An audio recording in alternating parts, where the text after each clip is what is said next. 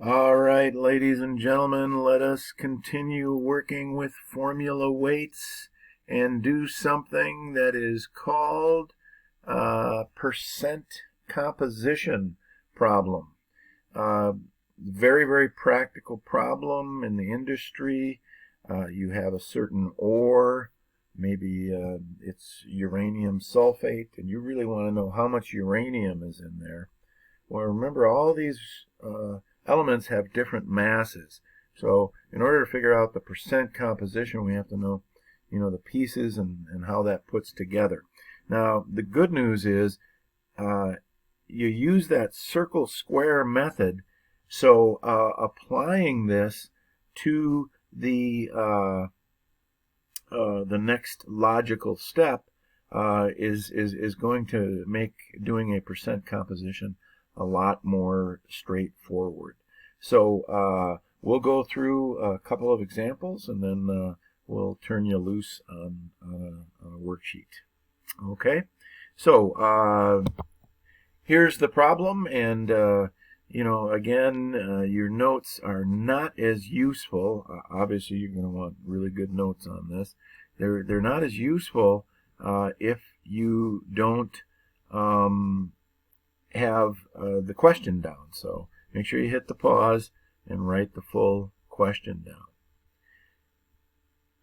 All right, and the next thing I want you to make sure that you can do is write the correct formula for manganese 2 pyrophosphate.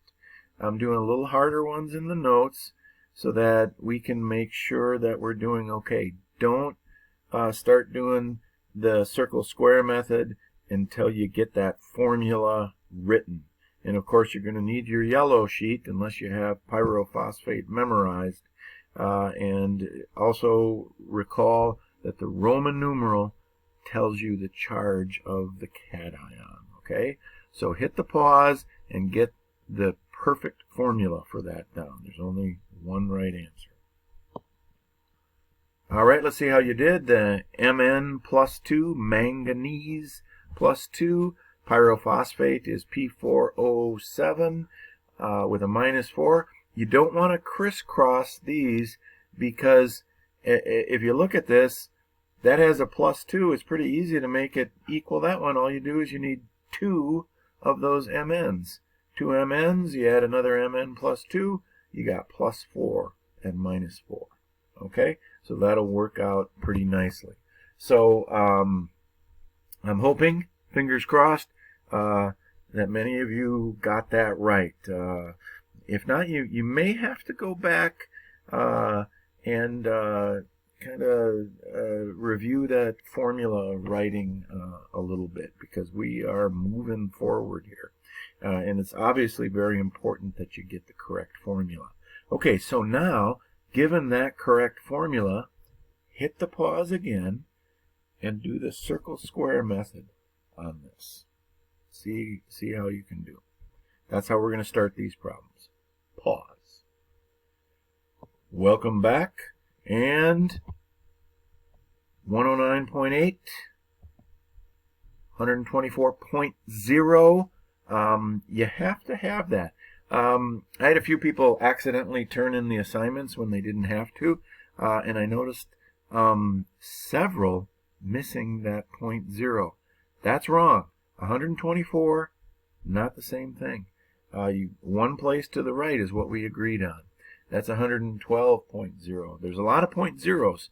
And if you think about it, one place to the right, whether it's a 0, a 1, or a 7, is one place to the right. Okay? So that's important for significant figures. And then when you added it up, hopefully you got 345.8 grams per mole. All right? Now, here's what we're going to do. We're going to say how much manganese in there. That's probably the thing that was valuable, and your boss wanted to know how much manganese is in this manganese 2 pyrophosphate that we bought, because we want to purify it and we want to see how much it's worth. Well, the percent Mn in that particular compound you can get by just taking the part divided by the whole. So when you're setting these problems up, you got to tell me which element you're doing. So you're going to say the percent of Mn, and that's the only time you have to write manganese, is the circle for Mn, which is 109.8, divided by the square, which is the whole shooting match, and then you can figure out what the percent is. And of course, you times it by 100. I want you to show the work for that you are multiplying by 100 when you divide those out. So when you do the numbers on this, you're going to round that to 31.75. Okay? I'm just going to hit the pause here for just a second and do this on my calculator. Okay, I got my calculator out here, and according to my calculator, this is not the right answer. My calculator says 31.75245807. And some of you are kind of upset right now because you're like, didn't you say we're going to go with one place to the right? I did.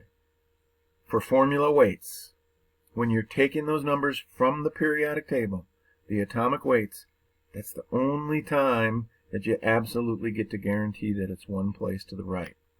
Now, we have this great big number with all these digits, and I got to figure out how many digits to put down for significant figures. All right? Now, this is very important. The rule is, sorry about that little interruption there. So we have to look at the rules for significant figures. And when you're multiplying and dividing, you got to look at the total number of sig figs. So 1, 2, 3, 4. 1, 2, 3, 4. So you got two numbers with 4 sig figs. So your answer, and this is just a numerical calculation, that is not a measurement, so don't use that. That would only be 1 sig fig, and that'd be silly to change your answer because those zeros would not be significant. So that's your measurement, that's your measurement, and then when you do your calculation, I got to have 4 sig figs. So I take that and I go 3175 off of my calculator, and that's how many significant figures I have. Now, when you practice the problems, I purposely put a varying number of significant figures on there. It has nothing to do with place value anymore, because this is 2 places to the right. That's 1, and it has nothing to do with place value. You have to do the total numbers that you have. And if this was exactly 31.7, you would have had to put 31.70 so that you have 4 significant figures. So you want to keep remembering that we are going to require every problem that we do, the significant figures have to be correct. So then when you finish it, you got to have the correct units, which is just percent. Okay? So circle over square to give you your final answer. So with phosphorus, the percent of P in this guy, this is significant, so that's 4 significant figures. That's 4, so you'll have 4 in the final answer. You multiply those out and round it, you get 35.86%. Okay? So this last one, calculate on your own. And there it is, the percent of oxygen, 112 over the whole shooting match. You get 32.39%. And one little good thing to check when you get to the end of these, all of those numbers should add up to be close to 100. In this case, I think it's exactly 100. Just looking at that, yeah, it's going to be exactly 100. Okay, so you're going to practice 3 of those and watch those sig figs. The numbers have to be exactly the same. I really want to emphasize that. You're going to get to correct your own again, but don't, close is not good enough. We really want to emphasize perfection. I could make you do 20 of these problems. We're going to do 3, and we're going to do them really, really well. Okay? All right. So the last is percent of water in a hydrate. Okay? So what is the percent of water in sodium tetraborate decahydrate? So I want you to pause, write this down, and get the formula. See if you can get the formula perfectly written. All right? So pause it. All right. Welcome back. And did you get Na2B4O7? The tetraborate is on your yellow sheet. Doesn't mean that there's 4 of them. There's 4 borons, but there's 7 oxygens. So this is one entire unit, which had a -2 charge, and that's why you needed 2 sodiums to go with it. And decahydrate dot H10H2O. Okay? So, practice, get really good at writing those formulas. Okay, now hit the pause, left to right, circle square all the way through. Boom. Hopefully you got all of those numbers perfect. Remember, when you're correcting these, do not allow any variation. Okay? Those circles will all be the same, giving you the same square number, which in turn will give us the same percent of water. Okay? Remember 10 water molecules. That's actually going to be 180 is our mass of water, because I want to know what the percent of water is. So if you look at this you're going to write down when you do these problems. I'm going to say follow this format, and as a matter of fact, on the worksheet I put this down again for you just to remind you of the exact format that you need. You need to tell the whole story. Here's what you're doing. Percent of water equals mass of the water over mass of the hydrate. The hydrate is a name given to a compound that has water embedded in its structure. And as I mentioned on Wednesday, we're going to be doing a lab that deals with that hydrate and how we do that. So here we go. Zipping across here. Okay. Zipping across here. You realize that these two are the ones that are involved in water. So to figure out the mass of the water, you're going to rewrite that again. The percent of water equals 180, which is the 20 plus the 160, 180.0. Here we're going one place to the right.